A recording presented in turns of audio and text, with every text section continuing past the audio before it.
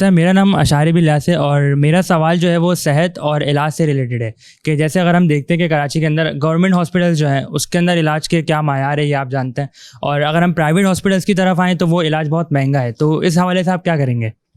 اس حوالے سے یہی کہیں گے کہ یہ بات آپ کی بالکل صحیح ہے کہ گورنمنٹ سیکٹر کے اندر علاج کے لیے بہت مشکل پیش آ رہی ہے، اور اس کی وجہ ان کی یہ نظر انداز کرتے ہیں، بس یہ کر رہے ہیں کہ مختلف NGOs کو کچھ ڈپارٹمنٹ دے دیتے ہیں اور اس ڈپارٹمنٹ میں کو صاف ستھرا کر دیتے ہیں، وہاں پر اچھا ذرا علاج ہونے لگتا ہے تو اس کو دکھا کر پورے ہسپتال کا بجٹ جو ہے وہ کرپشن کی نظر ہو جاتا ہے۔ تو یہ NGOs کے پیچھے چھپ کر جو ہے وہ اپنی ذمہ داریاں گورنمنٹ پوری نہیں کر رہی۔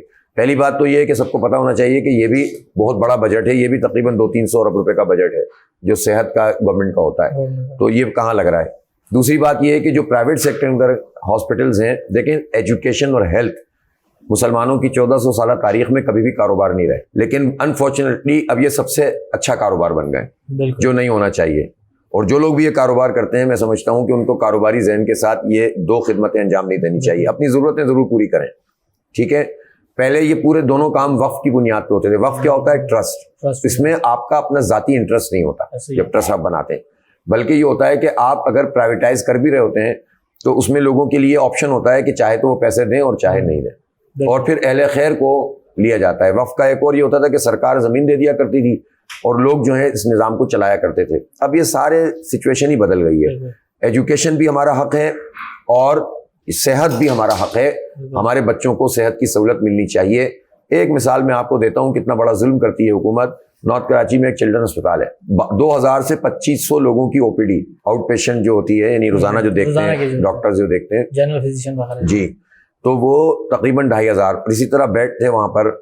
یہ بند کر دیا، کیوں اس لیے بند کر دیا کہ ایک NGO کے ساتھ معاہدہ تھا، بھائی NGO کا گورنمنٹ کے ساتھ جو بھی جھگڑا ہو اس کا بچوں سے کیا تعلق، اس کا لوگوں سے کیا تعلق۔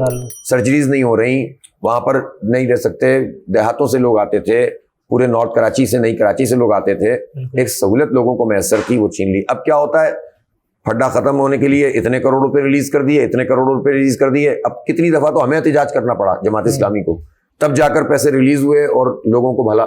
تو یہ نہیں ہونا چاہیے، گورنمنٹ کی جو رسپانسبلٹی ہے وہ گورنمنٹ کو ادا کرنی چاہیے، اور NGOs کے پیچھے چھپ کر اپنی ذمہ داری سے بری ذمہ ہوتے ہیں اور باقی کاموں میں کرپشن کرتے ہیں۔ تو یہ صحیح بات ہے، علاج ہر شہری کا حق ہے، اس کو وہ ملنا چاہیے، اور اس کے اچھے خاصے پیسے ہم ٹیکسوں کی صورت میں دیتے ہیں۔